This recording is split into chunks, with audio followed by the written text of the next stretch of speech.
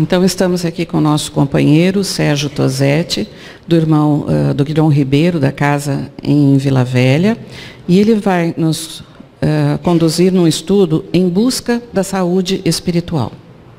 Muito obrigado.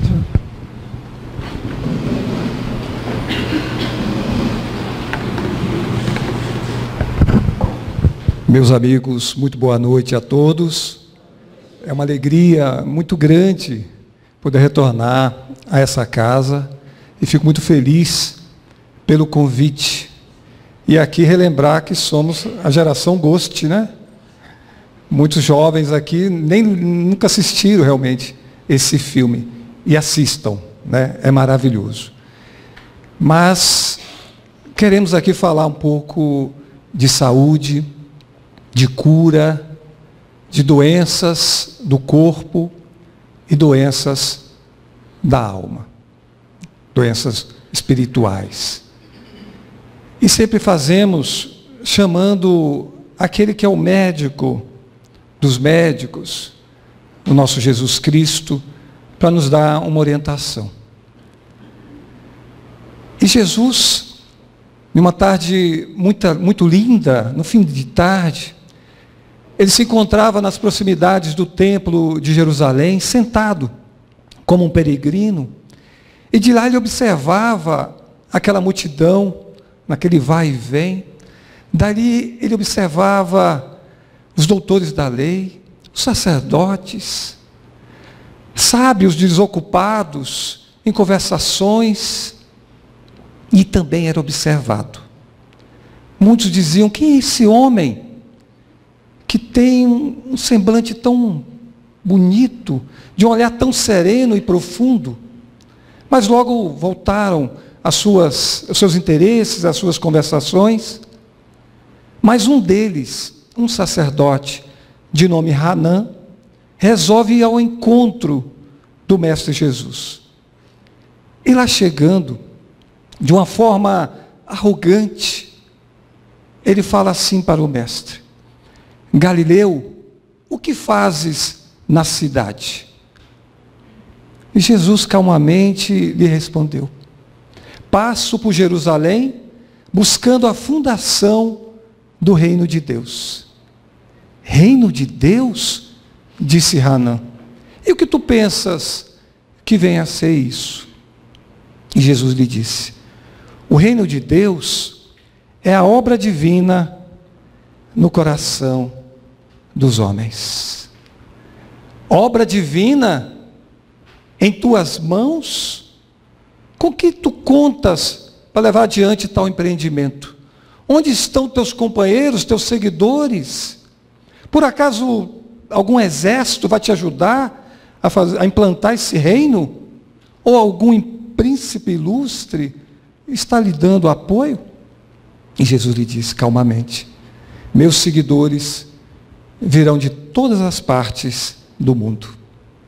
Ah, por certo, disse Hanã, os tolos e os ignorantes estão por todas as partes do mundo. Mas Galileu, falastes de uma obra divina.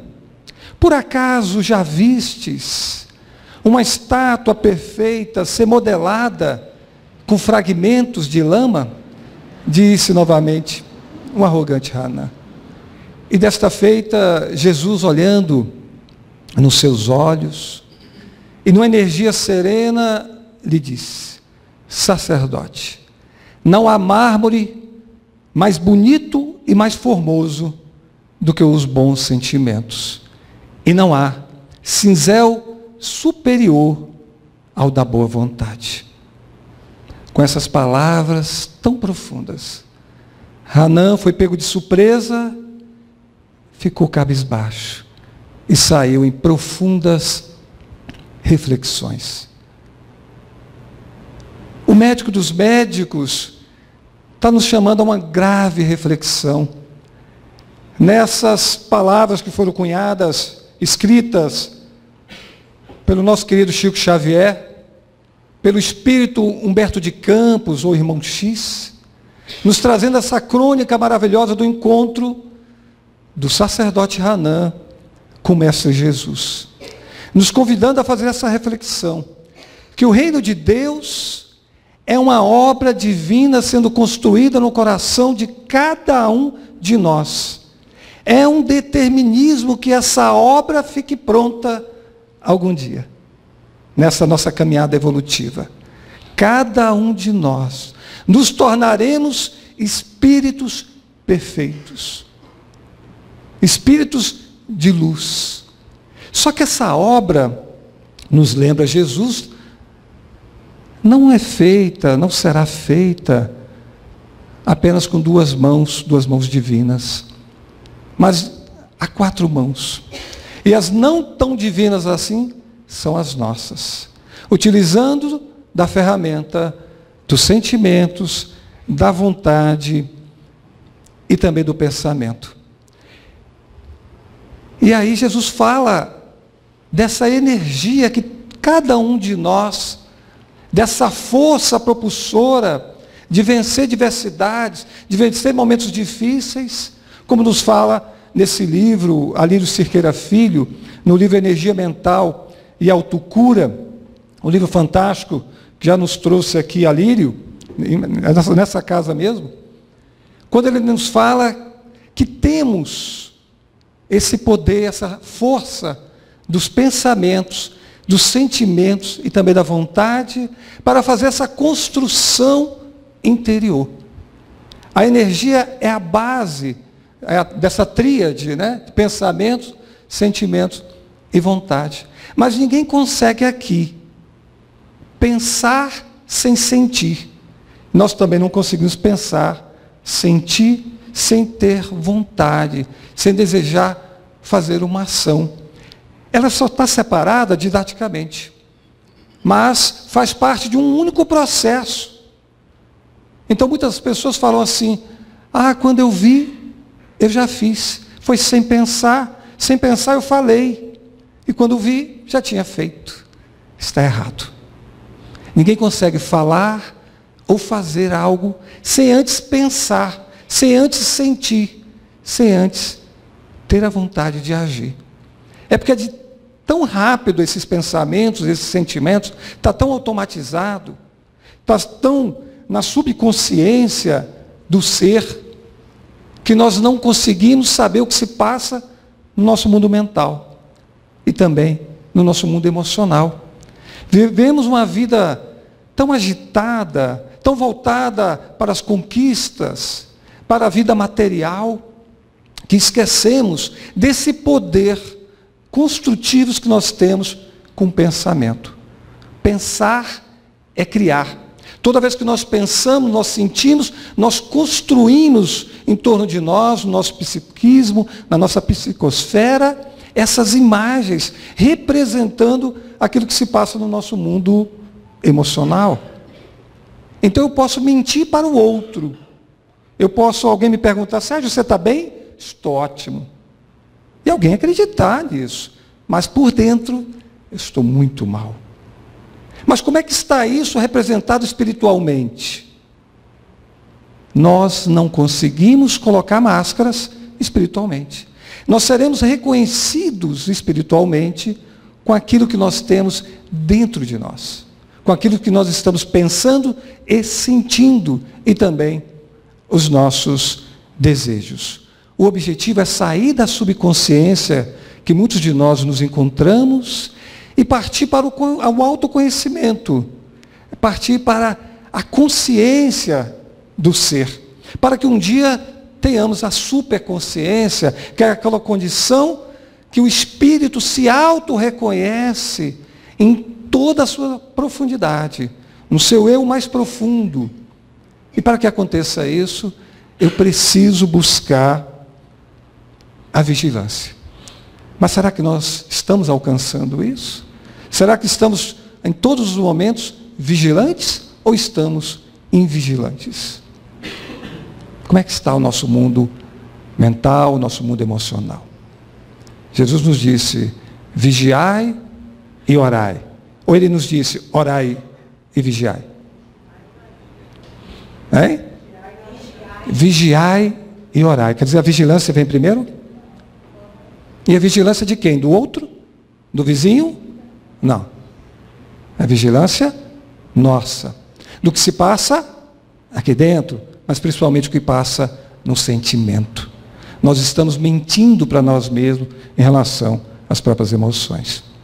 Mas veja que o sentimento, ele se expressa de uma outra forma em relação ao pensamento.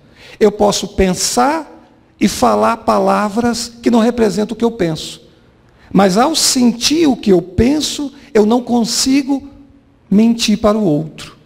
Porque eu expresso isso de uma forma física, às vezes de uma forma orgânica, através das sensações essas tão intensas, que são sensações viscerais, que chamamos de emoções. E isso inunda todo o nosso ser. Se eu tenho ódio, se eu tenho mágoa, rancor por o outro, eu sinto isso nas profundezas também das células. Porque o meu corpo espiritual, o meu corpo físico estão unidos na mais profunda, na profundidade atômica das células. É um abraço muito forte. Então, quem é que sente? Quem é que pensa? Não são o perispírito, nem o corpo físico. É o espírito. Somos nós, espíritos. Nós pensamos, repassamos isso para o corpo espiritual e depois repassamos também para o corpo físico. Então, o meu sentimento começa primeiro aonde? No espírito. E se eu estou me adoecendo com sentimentos tóxicos, que atingem as células do meu corpo físico e me adoece, eu estava doente aonde primeiro? No espírito. Veja o que nos fala Drauzio Varela, que não é espírita, mas eu não conheço nenhum médico tão espiritualista quanto ele. É verdade ou não é? Olha o que o Drauzio fala. Se não quiser adoecer, busque soluções para a sua vida. Pessoas negativas não enxergam soluções e aumentam os seus problemas. Prefere se lamentar, murmurar, prefere o pessimismo. Somos o que pensamos. O pensamento negativo gera energia negativa, que se transformam em doença. Não sou eu que estou falando, é o Drauzio. E aqui eu tenho certeza que tem um monte de seguidores do Drauzio Varela, né? Com certeza. Então veja só, pensar positivo não abre todas as portas da minha vida. Não é a razão do meu sucesso, como muitos pregam por aí. O pensamento positivo é uma das minhas armas, dos meus instrumentos. Sem ele, fica difícil. É preciso pensamento positivo e trabalhar, agir para que eu alcance a minha vitória. Mas se eu tenho um pensamento negativo, vamos imaginar que eu vou fazer uma prova, um concurso, ou vou fazer uma prova de vestibular. Estou preparado. Mas eu começo a pensar negativamente que eu não vou conseguir passar. É muito difícil, eu não estou tão preparado assim. Eu começo a pensar negativamente. O que acontece com o meu corpo, com as minhas células? Elas se preparam para a derrota.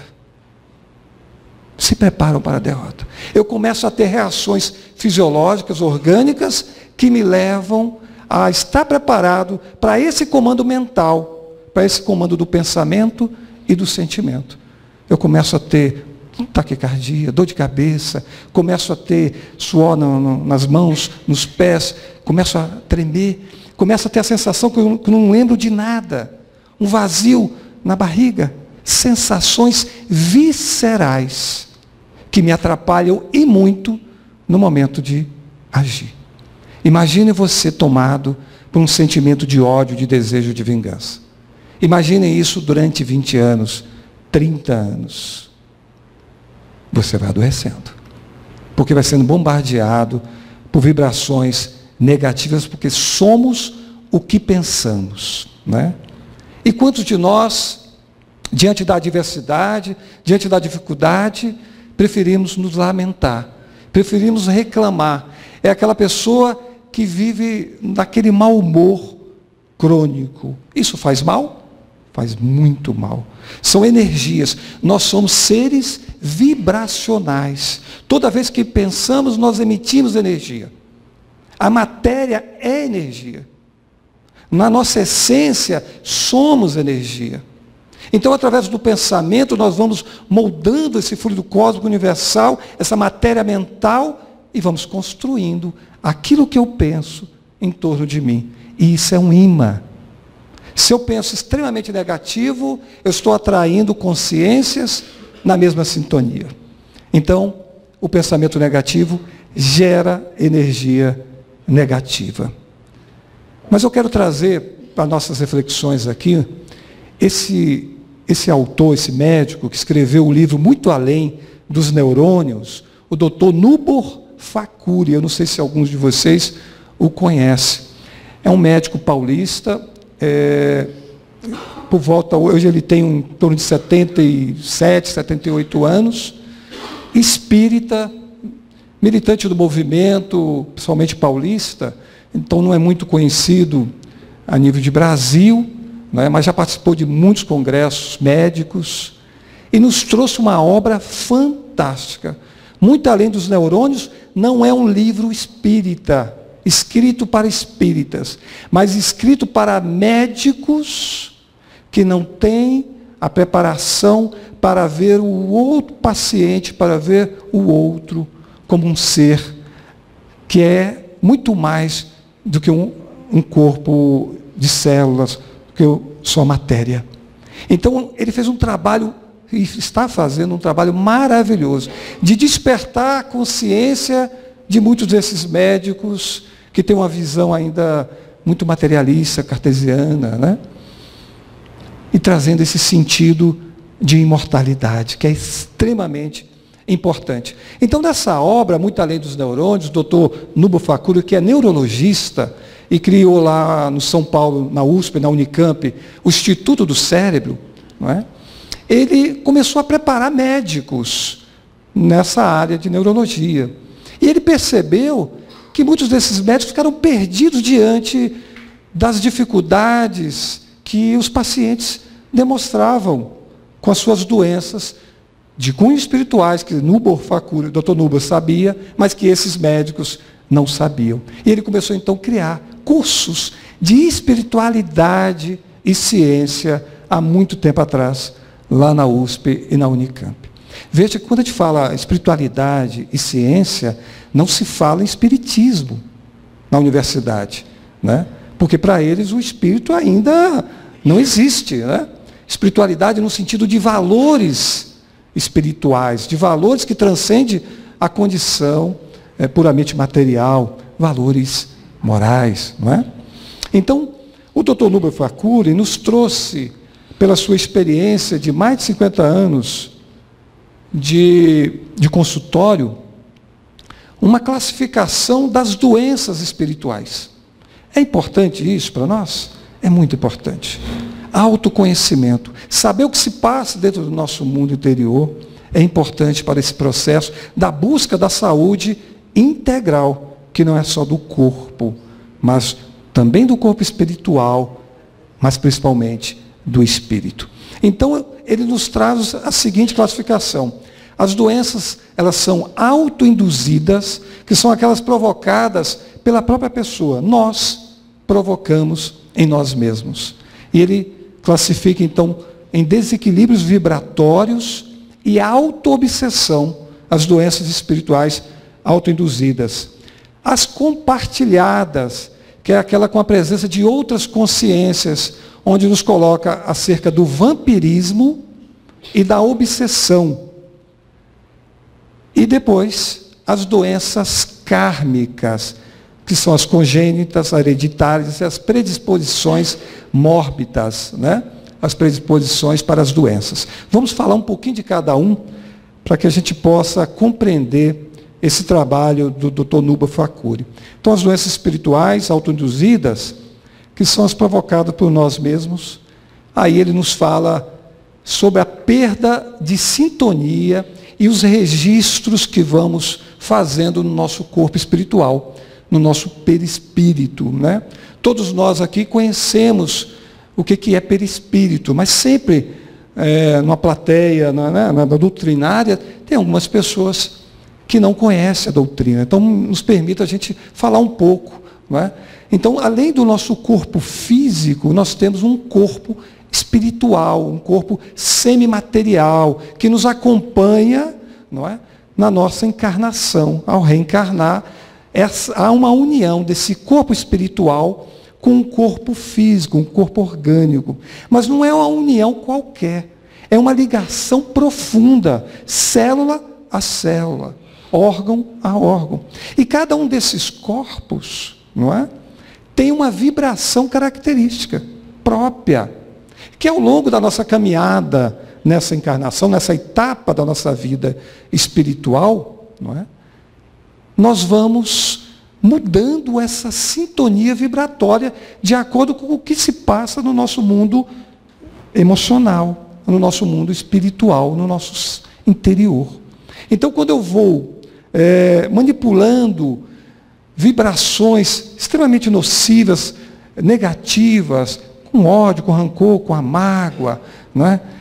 Com a negatividade em geral, eu passo a ter uma sintonia diferente em relação ao meu corpo espiritual, que vai entrar em conflito com a sintonia, com a vibração do meu corpo físico. E começo a sentir algum desequilíbrio, algum desarranjo psíquico, alguma aflição, uma dor de cabeça. Algumas pessoas podem desenvolver uma fibromialgia, dores pelo corpo, as doenças psicossomáticas, as doenças emocionais, depressão, ansiedade, devido a esse desequilíbrio vibratório, ou seja, as nossas doenças espirituais estão intimamente ligadas com o que acontece com o nosso sentimento.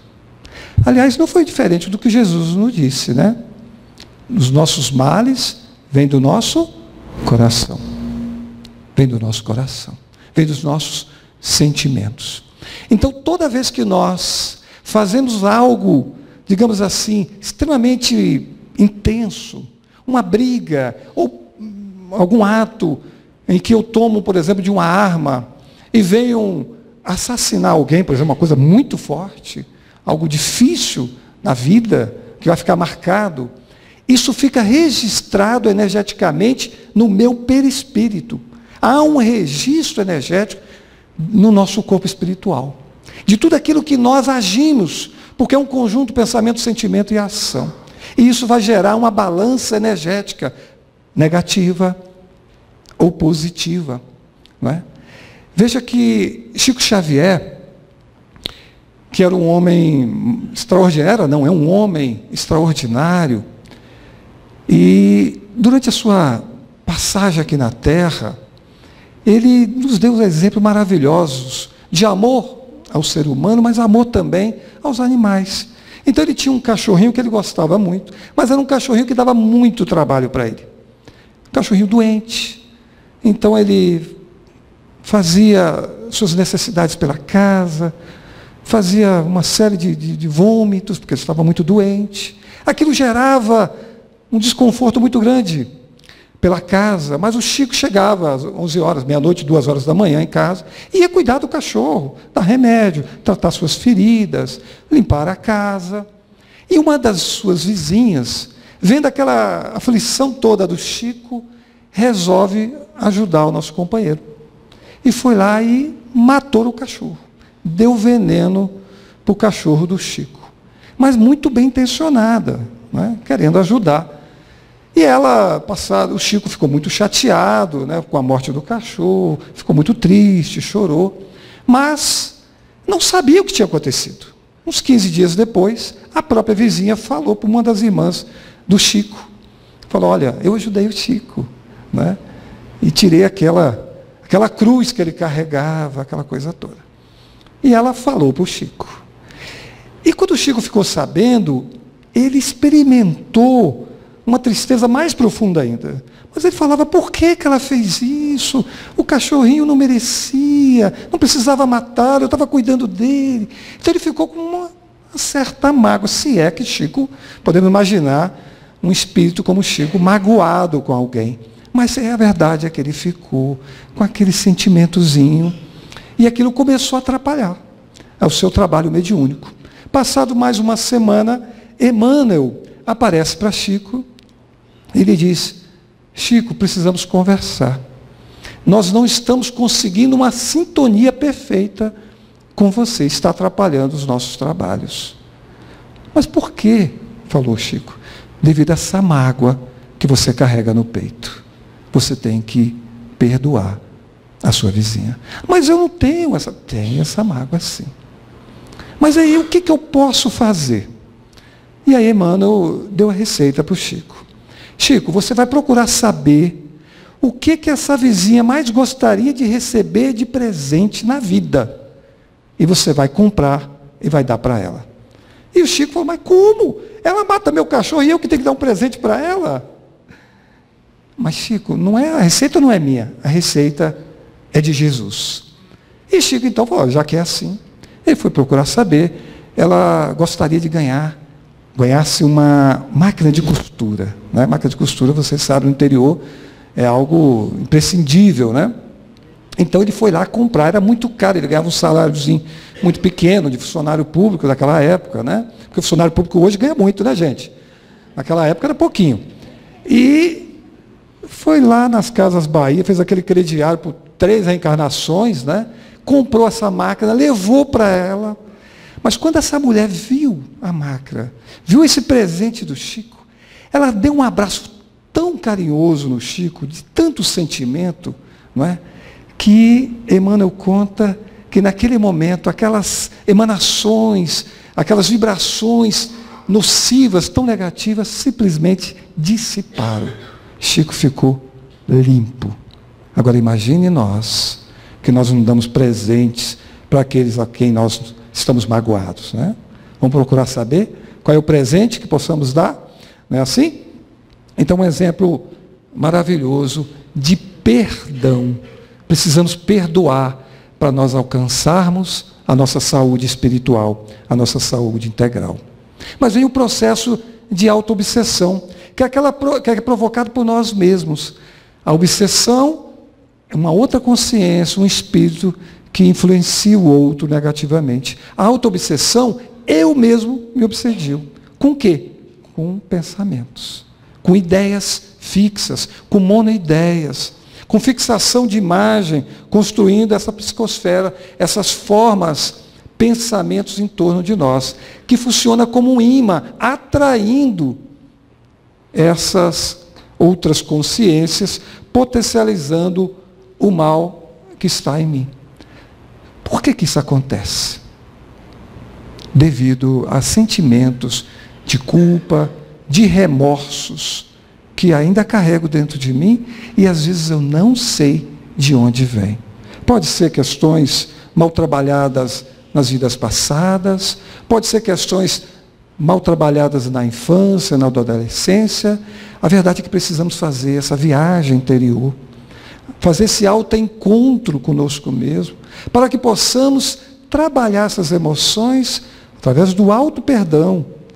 É importante buscar isso. Às vezes eu vejo pessoas falando assim, precisamos destruir esse homem velho que está dentro de nós. Precisamos tirar essas imperfeições tão detestáveis. Tirar essas sombras de dentro de nós. É verdade. Precisamos trabalhar isso. Mas não com desamor. Precisamos buscar esse alto amor. Trabalhar essas questões, mas com muito carinho, com muita afetividade. Mesmo as nossas sombras, as nossas imperfeições, fazem parte de nós, das nossas criações, que ainda não consigo ainda transformar, ressignificar.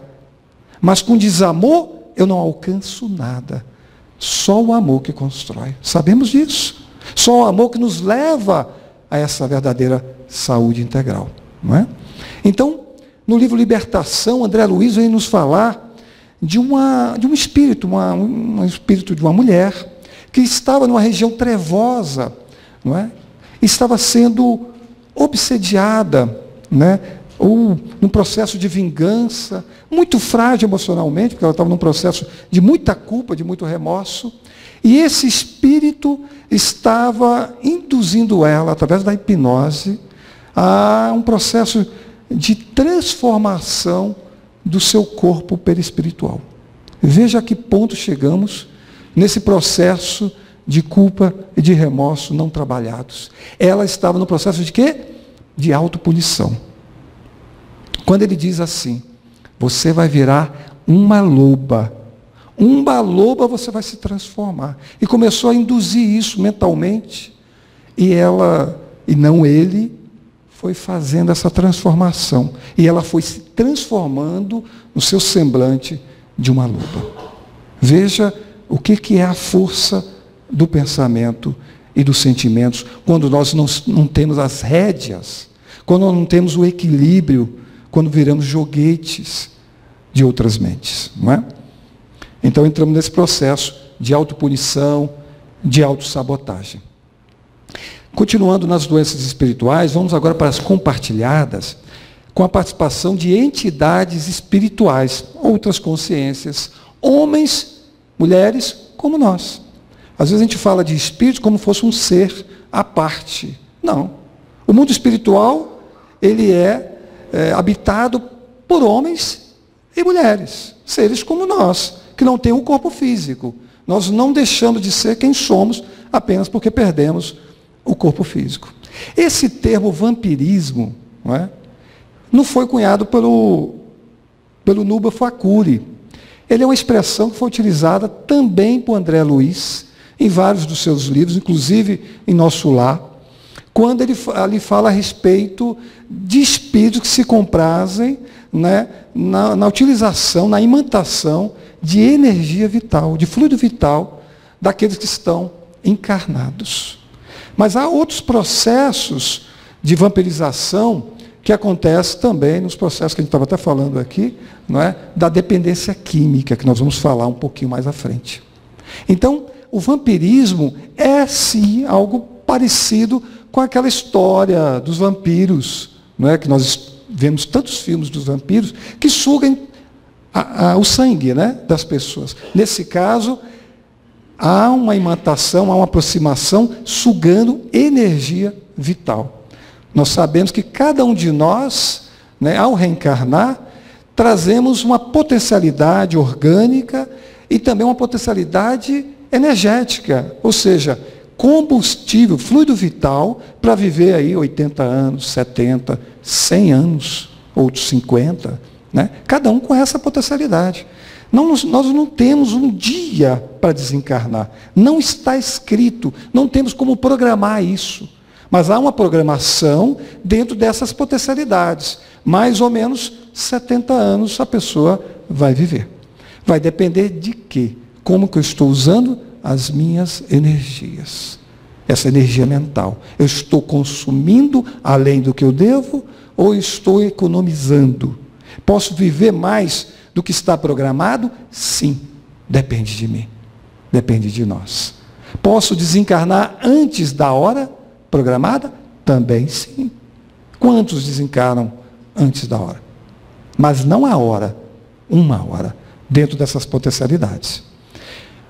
As compulsões é onde se trabalha realmente o vampirismo, As compulsões através do cigarro, das drogas ilícitas, do álcool, dos abusos do sexo desequilibrado, do abuso alimentar, E nós observamos que é nessas viciações que continuam no plano espiritual. Nós temos um trabalho lá no Guilherme Ribeiro, às quintas-feiras, de dependência química. Atualmente nós temos o apoio fraterno, onde recebemos dependentes e codependentes, num trabalho de mudança de consciência, de evangelização também, mas futuramente nós teremos uma obra espírita voltada para a internação de dependentes químicos. Isso vai demorar mais ainda algum tempo, talvez 1 ano e meio, 2 anos, lá em Guarapari. Mas, por enquanto, estamos atendendo lá. E nós temos uma reunião mediúnica voltada exclusivamente para dependentes químicos. E lá, muitos são os espíritos que continuam com suas dependências químicas além do túmulo. Ninguém muda por causa da morte. A morte não muda ninguém. Nós sabemos disso. Nós continuamos com as nossas viciações no plano espiritual. Veja só, somente no cigarro, para a gente ter uma ideia, nessa questão também, desencarna antes da hora ou não, Estudos científicos dizem que um cigarro nos tira 12 minutos de vida.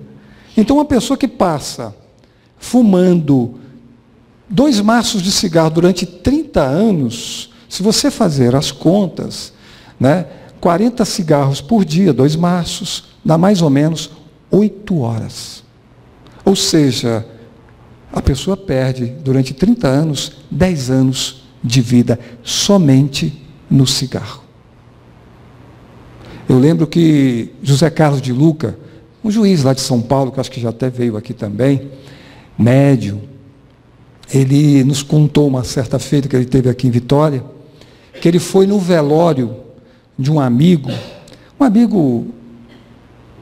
assim, de coração, de muitos anos, conhecia ele há mais de 50 anos, e ele, um homem intelectual, um homem de bom coração, mas que fumava, além de 2 maços de cigarro, charutos, etc, etc e tal, durante mais de 40 anos da sua vida. E morreu vítima de problemas pulmonares, cânceres, etc. E ele foi no velório. E lá chegando, as pessoas começaram a comentar, falar, aquele clima no velório, ele não era espírita, esse homem, e muitos dizendo assim, enfim, fulano descansou. Enfim, fulano foi retirado da vida para não sofrer mais. Ele está agora numa outra melhor, bem melhor do que ele estava aqui. Enfim, descansou. E aí ele foi chamado para fazer a prece, o José Carlos de Luca. Ele falou, meu Deus, o que é que eu vou falar aqui? Pediu inspiração. E que quando ele começou a falar, enfim, descansou o nosso amigo, enfim, foi para uma outra melhor. Ele acabou embarcando nessa. Ele observou que lá no fundo, na urna funerária, depois da urna funerária, estava seu mentor espiritual fazendo assim com a mão. Descansou? Não. Não está bem também, não. E aí ele toma aquele susto, E é verdade. Às vezes a gente acha que as nossas dificuldades estão apenas aqui. Às vezes elas estão começando no plano espiritual. Então, se nós pudermos nos libertarmos das nossas compulsões o quanto antes, melhor para a gente. No livro Sexo e Destino, Cláudio Nogueira, que é narrado de uma forma maravilhosa a sua história por André Luiz, era um homem de meia idade, morava num apartamento no Leblon, no Rio de Janeiro, e ele tinha um hábito, um simples hábito, de chegar em casa e tomar um uísquezinho. 2 uísques, no final da tarde, lendo o seu jornal. Ele fazia isso todos os dias. Naquele dia, o André Luiz, junto com o instrutor, foi visitá-lo. E lá se encontrava Cláudio Nogueira tomando o seu uísque. Só que aí é observado por André Luiz que, além dele, o Cláudio Nogueira tinha 2 espíritos vampirizadores o acompanhando, esperando o momento de fazer a aproximação psíquica para que eles também pudessem beber juntos o seu uísque de todo dia. E narra André Luiz, no livro Sexo e Destino, essa aproximação, uma acoplagem, quase uma enxertia espiritual, a tal ponto que André Luiz fala, foi tão forte o abraço que não dava para ver que havia ali naquele corpo 2 espíritos. Olha que coisa. E o espírito, aproximando-se de Cláudio Nogueira, lhe fala no ouvido, quero beber, meu caro, quero beber. Utilizando também da hipnose, não é? Um dos instrumentos da espiritualidade inferior. E aí ele achando que estava, ele desejoso de beber, ele começa a sentir coceira na garganta, uma sequidão, e fala assim, preciso tomar o meu uísque. Era 1, era 2, era 3, quantos os irmãos ali presentes desejassem. Porque assim que saiu um, entrou o outro. Então, precisamos trabalhar isso, as nossas compulsões, para que possamos atingir a nossa saúde integral, não podemos deixar ninguém roubar as nossas energias. Ninguém. Nem mesmo aqueles que nos roubam as nossas energias através das emoções desequilibradas. precisamos criar em torno de nós uma proteção em relação a pessoas que são vampiras também, encarnadas. Já se aproximaram de pessoas que você se sente esgotadas, mentalmente, emocionalmente? Vamos fazer prece, né, gente? Depois do encontro, faça uma prece. Vamos trabalhar essas energias positivas para que a nossa energia mental trabalhe a nosso favor e não contra. E no processo de obsessão, que também é uma doença espiritual, seja ela vinculada por débitos passados, seja ela vinculada por débitos do presente. Às vezes nós achamos que as obsessões acontecem porque era um inimigo do passado. Alguém que eu tive aí um problema muito sério, alguém que eu traí, alguém que eu roubei a esposa, alguém que... De maneira nenhuma. Através das nossas janelas mentais, que às vezes estão escancaradas, através dos nossos desejos, através dos nossos gostos, através das vibrações das nossas ideias, dos nossos sentimentos, nós atraímos outras consciências que começam a compartilhar essas mesmas ideias e desejos. Então, a técnica dos obsessores é essa, é descobrir em nós qual é o nosso desejo central. Qual é o sentido que nós estamos dando para a nossa vida. Descoberto isso, fica muito mais fácil para essas entidades que desejam talvez não desejam a nossa felicidade, desejam o nosso mal, trabalhar esse processo de obsessão que começa sempre simples. Começa sempre de uma maneira que eu nem percebo. E aquilo vai aumentando, vai se ampliando, até chegar a uma subjugação, a uma fascinação, a uma possessão, que não é um termo muito usado por Kardec, mas em alguns momentos ele chega a usar. A subjugação é aquela condição em que eu acabo fazendo tudo o que eles querem. Até tomar um uísque, a beber, a fumar. Mas será que antes esse vício já não estava em mim?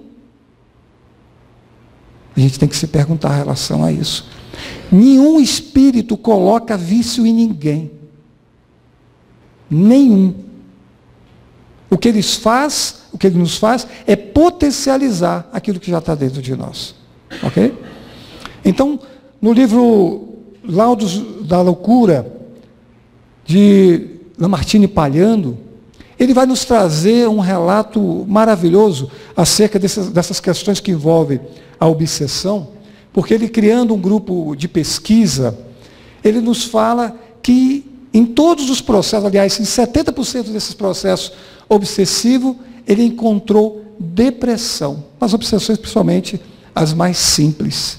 E isso foi confirmado pela doutora Edith Fiore, no livro Possessão, em que ela, não sendo espírita, mas recebendo no seu consultório diversas pessoas com doenças emocionais, doenças mentais, principalmente depressão e ansiedade, ela começa a fazer regressão de memória nesses pacientes. E aí ela começa a observar que havia outras personalidades se comunicando, que ela achava que era processo de loucura dos seus pacientes. Mas isso começou a ficar tão evidente, que ela chegou à conclusão que não era a pessoa, eram outras consciências num processo que ela chama de possessão e que nós chamamos de obsessão. E quem eram essas outras consciências? Pessoas que já desencarnaram, pessoas que já conviveram aqui na Terra, que conviviam com essas pessoas ao qual elas estavam ligadas. O engraçado e interessante que mesmo na pesquisa da Edith Fiore e na pesquisa de Palhando, é o mesmo percentual. 70% dessas pessoas tinham vinculado a doença emocional, as doenças mentais, os transtornos e também a obsessão. Não que a obsessão traz os transtornos emocionais, mas às vezes os transtornos emocionais já instalados na pessoa são potencializados pela obsessão. Então precisamos trabalhar, buscar ajuda médica principalmente nesse primeiro momento. Ajuda psicológica, ajuda dos remédios, dos medicamentos, mas também trabalhar o tratamento espiritual. porque nós somos seres espirituais. Se nós vamos tratar apenas o corpo, estamos tratando apenas uma instância do nosso ser. E precisamos fazer esse tratamento adequado, vinculando também ao tratamento espiritual. Então as nossas doenças também são kármicas. Também a palavra kármica não é utilizada por Kardec em nenhum dos seus livros. Mas aqui a gente pega emprestado a palavra kármica no sentido de lei de causa e efeito mesmo. E aí, antes de falar dessa doença kármica, vamos falar das predisposições mórbidas, que é a predisposição por doença, que já trazemos instalada no nosso corpo físico. Depende de quê? De um gatilho.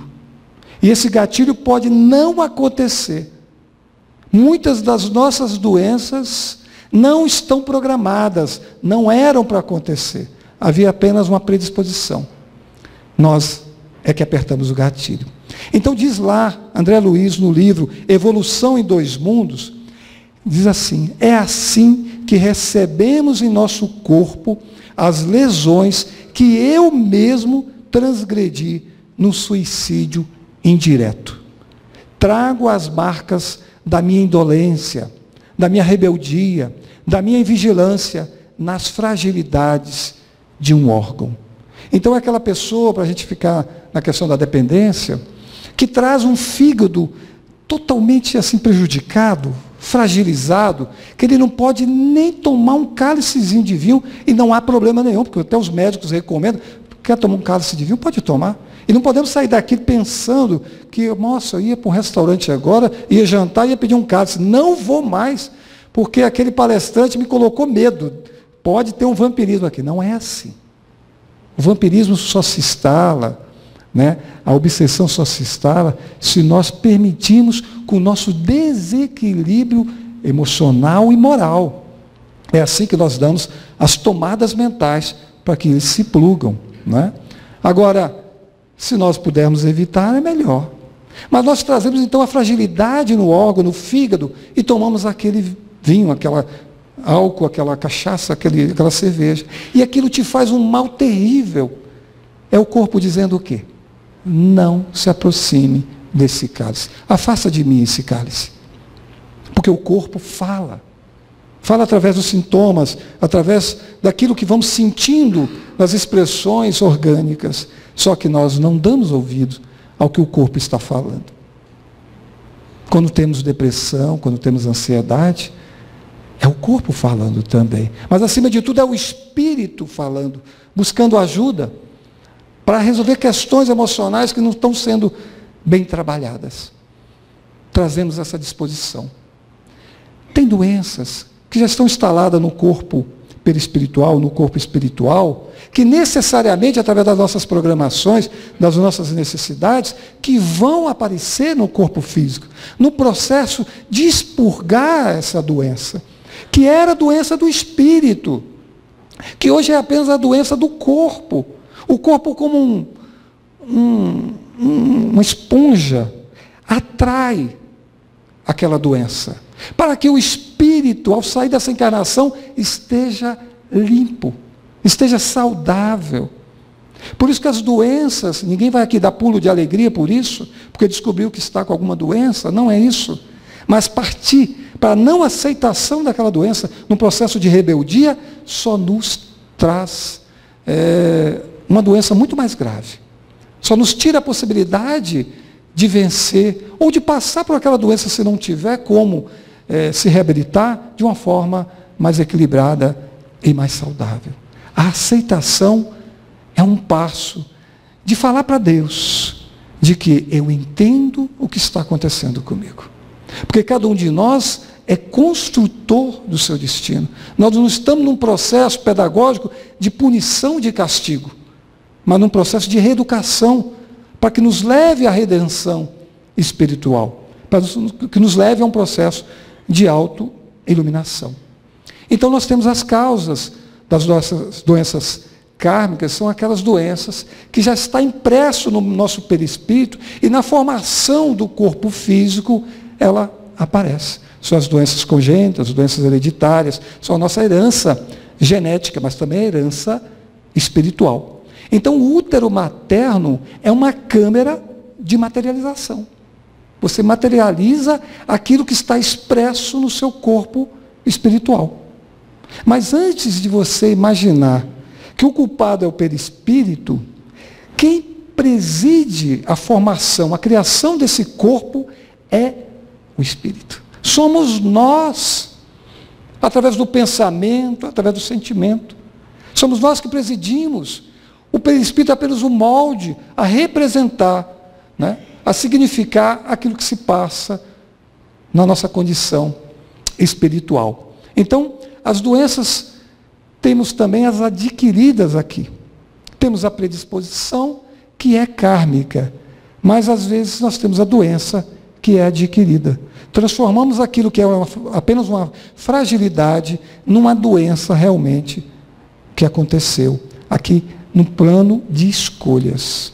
Cada um de nós é livre para escolher. Nós temos o livre-arbítrio. Vivemos num mundo de escolhas. Se eu escolho, se eu estou semeando, se eu estou plantando, haverei de colher. Só que essa colheita, Deus é tão bondoso, Deus é tão harmonioso, a providência divina é tão maravilhosa, que em todos os processos de adoecimento da alma, do adoecimento do corpo, quando o espírito, quando a pessoa busca, com aquela fé robusta, o seu equilíbrio, ela pode talvez não alcançar a cura no seu corpo físico, mas ela vai amenizar as suas dores e seus sofrimentos. E ela vai alcançar a essa condição ao qual Jesus sempre nos tentou despertar a consciência, quando ele nos falava, não para homens encarnados, mas sempre nos falava para o Espírito eterno. Sempre falando, vá e não erres mais, para que não te suceda coisa pior. O que Jesus está nos chamando a atenção é que devemos despertar a nossa consciência para um sentido maior da vida. E que as nossas doenças são um despertar dessa consciência. É um momento que Deus está agindo em nossa vida, nos levando a esse processo de redenção espiritual. Ninguém está sendo castigado, ninguém está sendo punido. E entramos então nesse processo maravilhoso que a vida nos traz, que são as terapias, nos dando pelo menos 3 instrumentos que eu vou apresentar aqui, porque o meu tempo já está esgotando, que é o instrumento da fé, desse processo de autocura, de confiança em si mesmo e em Deus. A fé que talvez nós aprendemos em outras escolas religiosas, não é dela que eu estou falando. É a fé verdadeiramente cristã. É a fé que nos ensinava Jesus. É esse processo que faz com que a gente se utilize desse magnetismo curador que tem abundância em Jesus e nos utilizamos para fazer o processo de autocura. Ninguém atinge a salvação e a cura de fora para dentro, mas sempre de dentro para fora. É sempre um processo de autocura. Como aquela mulher que já estava no processo de hemorragia, de fluxo de sangue há mais de 12 anos. Todos os dias, essa mulher sofria com essa doença. E ela procurou todos os médicos, gastou todo o seu dinheiro e nada conseguia debelar aquela doença. Até que ela fica sabendo de um homem chamado Jesus. E ela vai ao seu encontro. E ela tinha uma fé robusta, uma confiança de que, pelo menos tocasse as vestes de Jesus, ela seria curada. E ela chega lá, tinha uma multidão, ninguém conseguia chegar perto de Jesus. Tinha N pessoas doentes, que tentavam também tocar Jesus. Mas ela foi, ela buscou, ela agiu, ela tocou nas vestes de Jesus pelas costas.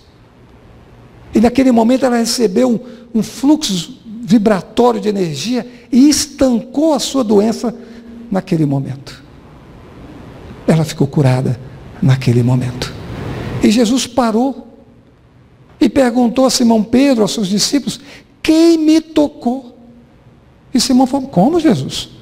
Você está diante de uma multidão, todos te tocam. Como quem me tocou? Não, alguém me tocou. E de mim saiu virtude.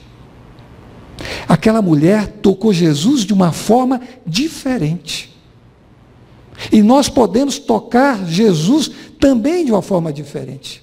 Trabalhando esse magnetismo curador do Mestre, mas acreditando também, não só que venha de lá para cá, mas trabalhando isso dentro de nós. Não é? Nessa confiança, nesse processo de autotransformação, de autocura. É assim, tocando Jesus de uma forma diferente. E Jesus diz para ela: a tua fé, tenha bom ânimo, a tua fé te salvou. Ele não disse assim: mulher, eu te curei, eu te salvei, ou Deus te salvou. Não, a tua fé te salvou. E por que ele disse isso para ela e para muitas pessoas? Porque no caso dela e de outras, não foi apenas um processo de cura puramente exterior, material, do corpo.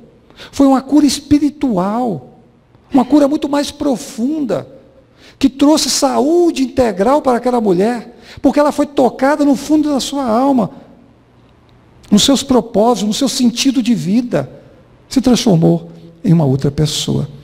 Os outros instrumentos é o perdão e o amor. O perdão também nesse processo de auto-perdão. Precisamos nos amar, precisamos nos auto-perdoar. E manipulando essas energias, nos traz vitalidade ao espírito. Mas todo o caminho que procuramos é o caminho do amor. Só o amor nos restabelece a verdadeira saúde, a saúde do espírito. Através da escola do amor, ou da escola da dor, ou do sofrimento.